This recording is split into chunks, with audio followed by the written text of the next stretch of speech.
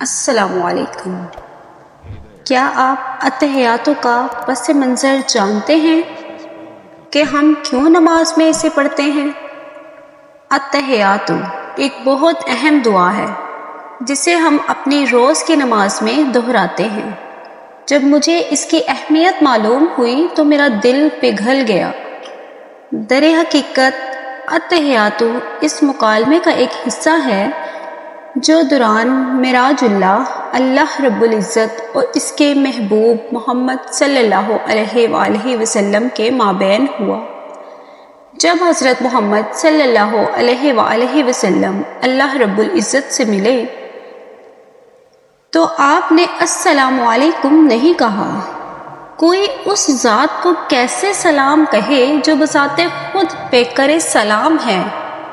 ہم اسے سلام نہیں کر سکتے کیونکہ ساری سلامتیوں کا خالق وہ خود ہے۔ لہٰذا رسول اللہ نے عرض کیا، التحیات للہ والصلوات والطیبات۔ تمام زبان کی بدنی اور مالی عبادات اللہ کے لیے ہے۔ اللہ سبحانہ تعالیٰ نے ارشاد کیا، السلام علیکہ ایھا نبی ورحمۃ اللہ وبرکاتہ۔ اے اللہ کے نبی، آپ پر اللہ کا سلام اور برکتیں ہوں۔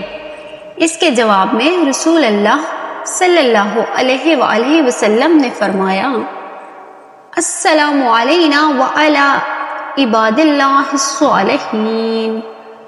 سلام ہو ہم پر اور اللہ کے صالحہ بندوں پر۔ آپ نے ہمیں بھی اس جواب میں شامل کیا اور اللہ کے صالحہ بندوں پر۔